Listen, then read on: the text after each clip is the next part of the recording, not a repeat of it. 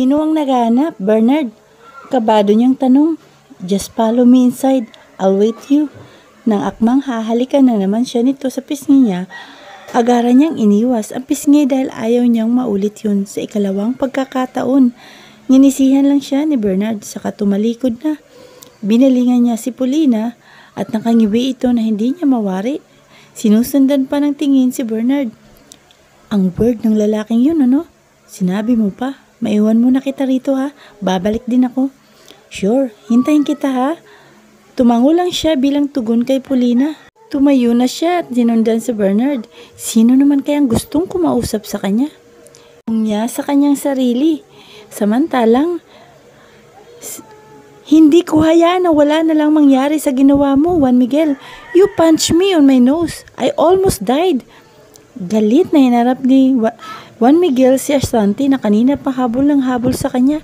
Why are you following me? Ha? At wala akong paki kung muntikan ka ng mamatay. Hindi ka pa natuluyan. You deserve what I did to you.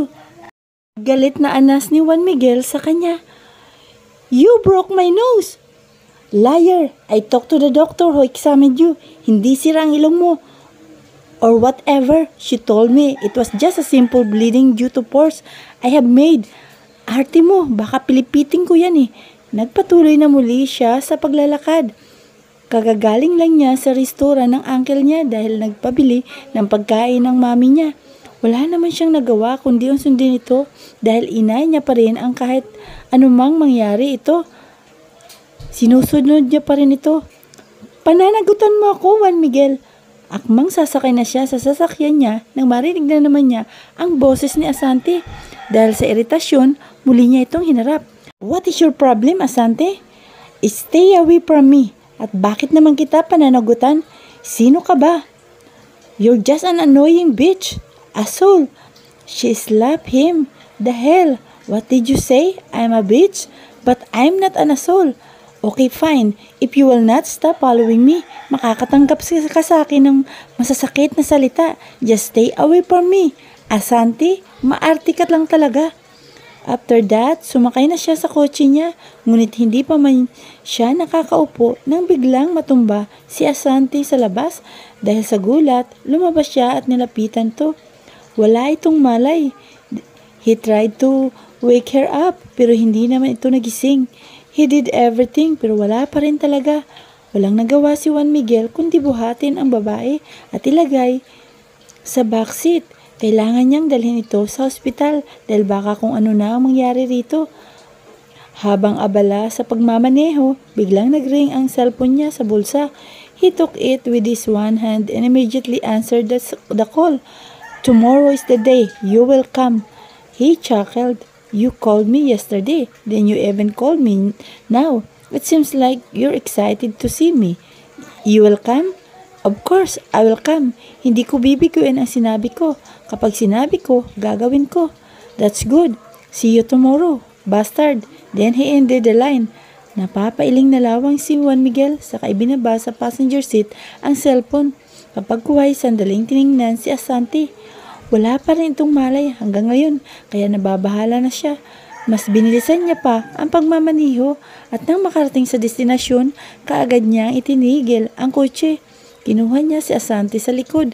May lumapit namang dalawang nurse sa kanila na may dalang stretcher. Anong nangyari sa kanya, sir? I don't know. Basta na lang siya na mahinamatay. Kaano-ano niyo po kayo? I don't know her. I just saw her on the street. That's it. I have to go. Kayo nang bahala sa babae. Umimik pang nurse na hindi niya nagawang pansinin. Nang makabalik siya sa kotse, pinaandar na rin niya ito. Agad na pauwi na siya ng bahay nila. Wala siyang panahong pag-aksayahan ng oras si Asante. Wala rin siyang paki kung anumang mangyari rito. Sa totoo nga niyan ay inis na siya rito. Palagi itong sunod ng sunod sa kanya. Napagkakamala na tuloy silang may relasyon. Wala na namang naalala ni Juan Miguel ang nangyari nung nakaraan. Ipapahuli siya ng ama ni Claire dahil sa panggagahasa raw kuno niya rito. Wala naman itong ebidensya kaya hindi siya hinuli. Napahiya pa ito sa mga pulis. Poor Juan Miguel, hindi niya ginahasa si Claire kung anong nangyari sa kanila noong gabi Kagustuhan nila yun at sumang-ayon sila sa isa't isa. Kaya hindi siya basta-basta makukulong. At kung makukulong siya, may mga paraan para makalaya siya. Miss Claire, ilang linggo na niya itong hindi nakikita dahil mas pinili niyang maging tahimik muna. Pero bukas makikita rin niya ang babaeng mahal niya. Bukas na bukas, mapapasa kanya rin ito. Nang makarating si Juan Miguel sa bahay nila, kagad siyang bumaba sa kotse, dala ang paper bag na may mga lamang pagkain. Tinungo niya ang dining area at ipinatong sa lamesa ang hawak. Ang tahimik, parang walang tao. "Mom, Dad, where are you?" Sigaw niya, pero walang sumagot sa kanya. Kaya naisipan niyang umakyat sa ikaunang palapag para tingnan ang kwarto ng dalawa. Habang unti-unting lumalapit sa may pinto, nakakarinig siya ng mahihinang boses mula sa loob. Curiosity kills the cat. Inalapat niya ang tainga sa pinto ng kwarto ng mag-asawa. "Nagpanggap akong may sakit. Nagpanggap akong mamamatay na. Pero ito, hanggang ngayon, wala pa ring apo. Victoria, hindi ko alam kung tanga ba yung anak mo o hindi. Sa lahat ng babae, bakit anak pa ng gagong yun ang pwedeng mahalin? Maraming babae sa mundo, hindi lang siya." Napamaang na lamang siya nang marinig niya ito mula sa bibig ng daddy niya. He can't be wrong. It's his father's voice. At saka, anong sabi nito? Nagpanggap lang itong may sakit. Shit! Dahil sa galit niyang binuksan ang pinto at nakita niyang dalawa sa may kama. Juan Miguel, he cut her mom off. Hindi niyang naanas. "You were just pretending, ha? Ang galing-galing mong magpanggap dahil hindi ko nahalata. Concern na concern pa naman ako sa iyo. Pero, ba't ganun, Dad? Nagpapanggap ka lang pala. Sana magkatotoo at para mapatuluyan ka. Ang sama-sama mong ama, wala kang kwenta." Nanggagalaitin niyang sigaw, saka ikinuyom ang mga palad. Galit na tumayo ang ama niya at nilapitan siya. Sumunod naman ang ina niya. Tumabi sa asawa. "Bawiin mo yung sinabi mo, Juan Miguel. Sa'yo pa mismo manggagaling yan, ha? Mas gugustuhin mo akong mama. At bakit hindi? Ikaw kasi ang magiging hadlang sa amin ni Claire na hindi ko hayaang mangyari. Wala kang kwentang ama dahil yung gusto ko, hindi mo nirerespeto. Tapos yung nagsisinungaling ka pa, nagmumukha tuloy ako mabait, kahit hindi naman." Nanlilisik ang mga mata ng ama niya kapag Juan ay bigla siyang sinuntok sa mukha. Bahagya lang siyang napaatras sa ginawa nito. Madalim niyang tinitigan ang ama. Animoy hindi niya ito kilala ng mga sandaling ito. Parang hindi siya rito nang galing kung makatingin. Ganon siya dahil sa mundong ito, ang ama niya pinaka-iinisang niyang tao sa lahat. Lahat na lang ng gusto nila, kailangan mangyari. Gusto nila, palaging mabait siya, kahit hindi naman siya lumalaking ganon. Huwag mo akong sasagutin ng ganyan, Juan Miguel. Ama mo ako at kailangan mo akong respetuhan sa ayaw at sa gusto mo. Hindi ko kayo hayaan na maging masaya. Minsan ang sinira ng Cabrera ang buhay natin. You should be mad, Juan Miguel, nang dahil sa kanila. Sila ang dahilan kaya bumagsak tayo. Naiintindihan mo ba yun? Bulalas ng daddy niya habang duro-duro siya nito. Umiling siya. Wala ring kaalam-alam si Claire na ang ama niyang sumira sa atin, Dad. Can you just fucking stop this? Huwag mo akong pakialaman. Mahal ko si Claire, Dad, at labas ka na roon. We both know na walang ginawang masama sa atin si Claire. What did you say? Nirerespeto mo pa ba ako, Juan Miguel? Nanggagalaiting asik nito at halos magbaga na ang mga mata dahil sa galit. Steve, tigilan mo na ito. Hayaan mo na lang anak natin ang magdesisyon ng gusto niya. Wala rin naman tayong mapapala kung pipigilan natin ang kagustuhan niya. Hayaan mo na lang siya para sa ikakasaya niya. Damn it, Victoria. Stop it. Huwag kang mangialam. Then, he slapped his wife. Nanlaki na lang ang mga mata ni Juan Miguel dahil sa inakto ng walang hiya niyang ama. Sinampal nito ang mami niya na ngayon ay nakaupo na sa sahig. Habang sapo-sapo ang pisngi, lalo pang tumalim ang tingin ni Juan Miguel sa sariling ama. Parang lumabas ang kaluluwa niya at may pumasok na masama. Gigil niyang kinuyom ang mga palad. Gusto niyang lapitan ito at suntukin ng malakas. But he can't. He was nailed in his position.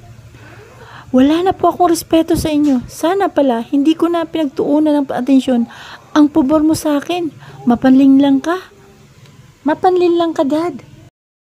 Hindi na kita anak simula ngayon, Juan Miguel. Lumayas ka sa pamamahay ko ngayon din. Sigaw ng ama niya. Wala akong pakialam. Noon pa man, iba ng turing mo sa akin. Noon pa man, hindi mo na ako kinikilala bilang anak mo.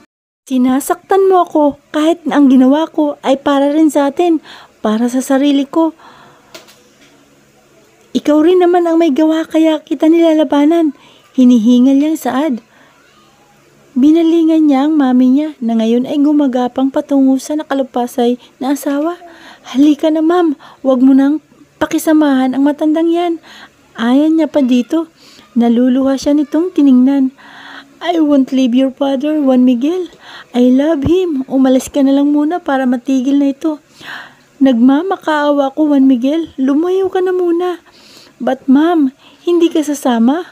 Umiling ito. I'm sorry anak, pero hindi ko kayang iwan ang daddy mo. Napatiim na lang si Juan Miguel. Sandali niya pang tiningnan ang dalawa bago tuluyang lumabas ng kwarto. Lahat ng madaanan niya, ginigiba niya. Wala siyang pakialam. May lugar naman siya na maaari niyang tuluyan. Sa ngayon, nakakalimutan niya munang may magulang siya. Matanda na nga, sinungaling pa. Bulong niya sa kanyang sarili.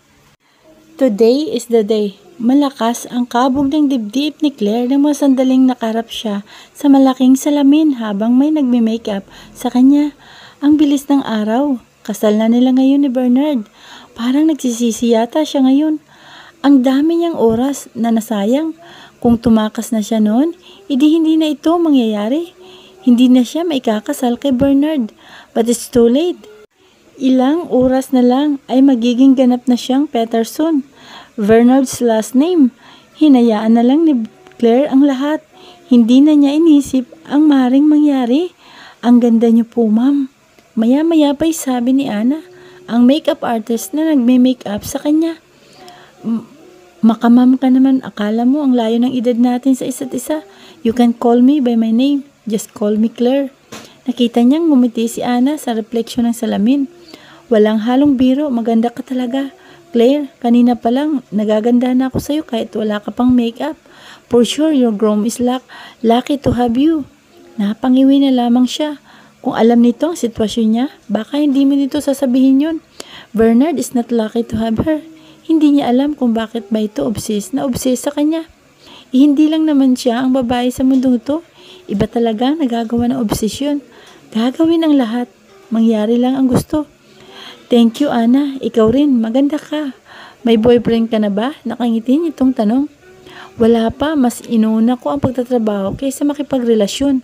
May oras pa naman para riyan, di ba? She nodded. May point ka. Bagay na bagay sa iyong trabaho mo. Thank you, Claire. Sana after nito, magkita ulit tayo. Nang tumigil ito sa pag-aayos sa mukha niya, inikot niya ang upuan dito. Why not? Sabihin mo lang ang address mo sa akin para mapuntahan kita. Minsan, we can be friends if you want. Talaga ba? This was unexpected. Okay lang naman sa akin na maging kaibigan ka. Isa pa, ang pait kaya ng tingin ko sa'yo. Kinikilig naman ako sa'yo, Claire. O siya, ayusin mo na yung buhok mo at kapag natapos, pwede mo nang isuot ang wedding dress mo. Your dress fits you, by the way. Thank you. Tinanguan lang siya ni Ana. Ibinalik niya ang posisyon ng upuan at nagsimula na si Ana na ayusin ang kanyang buhok. Tahimik lang silang dalawa hanggang sa matapos ito. Sandali pa siyang nag-usap bago ito tuluyang lumabas ng kanyang kwarto. Nag-iisa na lang siya ngayon. Mamaya-maya niya isusuot total at may dalawa pa siyang oras para i-prepare ang sarili at dahil kakaunti na lang ang kailangang ihanda, mas minabuti na lang niyang maupo habang nag-iisip. Ngunit biglang bumukas ang pinto at bumungad ang mami niya sa kanya. Mula sa refleksyon sa salamin, nakita niya itong papalapit sa kanya. Malalim siyang napabuga ng hangin sa bibig sa kadumi 4. Are you excited, anak? Hinalikan pa nito ang ulo niya. I don't know, ma'am. Natatakot ako na hindi ko alam. Bakit ka naman natatakot, Claire? Hindi mo kailangang matakot dahil nandito naman kami ng daddy mo. Isang beses lang naman itong mangyayari sa buhay mo, okay? Don't be scared. Hindi ko nga po alam eh. Kinakabahan po ako. Humarap siya rito. Ma'am, pwede po bang i-postpone muna ang kasal? Lakas loob niya ang tanong dito. Marahang umiling ang mami niya. Anak, I'm sorry, but we can't do that. Maayos na ang lahat. Nasa simbahan ang mga bisita. Hindi na natin pwedeng i-cancel ang kasal niyo ni Bernard. Mangyayari yun naman ito kung ipopospon pa. Mangyayari din naman, di ba? Napayo ko siya dahil sa pagkadismaya. Wala na talaga siyang ibang magagawa kundi tanggapin ang nakatadhana sa kanya. Nabuhay pa siya kung ganito lang din ang magiging buhay niya. Sorry. It's fine, anak. Bakit hindi mo pa sinusuot ang dress mo? Aalis ka na mamaya. Mauna na kami ng daddy mo sa simbahan. Don't worry, ma'am. Pauline texted me. Papunta na po siya rito. Gusto mo bang tulungan na kitang magbihis? Agad siyang umiling. Hindi na po, ma'am. Kaya ko na to.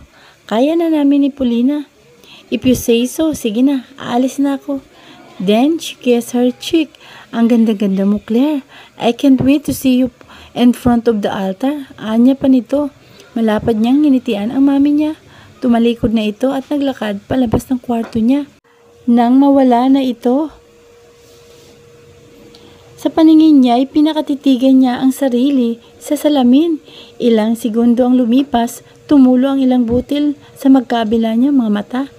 Tao po, natigilan siya bigla nang marinig yun. Binalingan niya ang pinto at nakita niya roon si Paulina. She's wearing a color red dress and if it fits to her. Ngayon lang niya nakita si Paulina ganito. She's really beautiful. Nandiyan ka na pala, Paulina. Bibigyan ng ba kita? Of course, no. Laham kaya kita. Laham, nakangiwi niyang tanong. Wala, alamin mo na lang soon. Then she giggled like a child. Kalaunan ay lumapit sa kanya. Magbibis ka na ba? Oo, can you help me? Sure, why not? Tumango lang siya kaya naman lumapit na sila ni Paulina. Sa kinaroroonan ng wedding dress niya, siya ang nagsuot samantalang si Paulina ay nag-guide sa kanya. Dahil sa kalakihan, mahirap isuot kung walang tutulong sa kanya. Makalipas ang ilang minuto, nasuot na ni Claire ang dress. Agad siyang lumapit sa salamin at pinakatitigan ang sarili sa salamin. Ang ganda-ganda niya. Pero hindi worth it. At ang ganda-ganda ng suot pang kasal niya.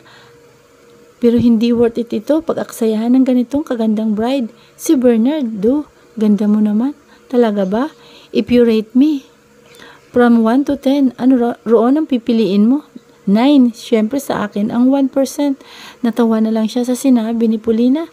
Nag-usap pa silang dalawa hanggang sa lumipas ng oras na mataan na lang ni Claire na malapit nang mag-umpisa ang kasal.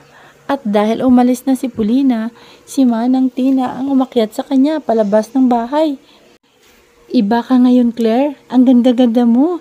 Pang-apat na po kayong nagsabi niyan, Manang Tina. Totoo naman yun, Claire. Hindi kami nagbibiro. Nginitian lang niya ang matanda. Nang makalabas sila, nakita agad ni Claire na may nag-aantay sa kanyang isang sasakyan. Nilapitan niya yun at pumasok sa kotse. Bago magsara ang pinto, kinawayan niya pa si Manang Tina.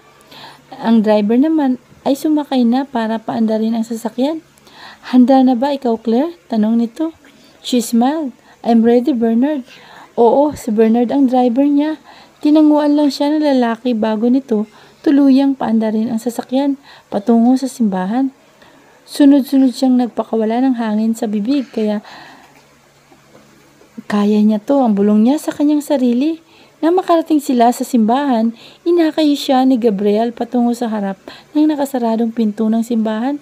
Parang matatanggal ang puso ni Claire ng mga sandaling yun. Ang lakas ng kabog ng dibdib niya. Kung pwedeng tumakas ngayon, gagawin niya. Kaso nagkataon na may mga bantay. May suot na siyang belo ngayon sa kanyang mukha. She doesn't want to eat pero napilitan siya dahil sa mami niya. She texted a while ago so she had no choice but to wear it. Ilang segundo lang ang binilang bago tuluyang bumukas ng dahan-dahan ang pinto. Sunod-sunod siyang napalunod sa loob. Kaagad siyang tiningnan ng mga tao. Ang mga mata ng lahat ay nakatuon sa kanya. Ang mami at daddy niya ay malapit sa kanya. Handa na siyang salubungin ang lahat. Hinanap niya si Bernard at nakita niya ito sa unahan, malapit sa altar. Pero laking gulat niya nang may makitang isang pamilya na lalaki. Napaatras siya ng isang beses. Anong ginagawa ni Juan Miguel rito? At nasa tabi pa talaga ni Bernard? What the hell? Gusto pa sanang alamin ni Claire yun pero sininyasan na siya ng mami at daddy niya na maglakad na. Bago maglakad, nagpakawala muna siya ng malalim na hininga. Yang hiya siya ngayon sa hindi niya malamang dahilan. Animoy may ginawa siyang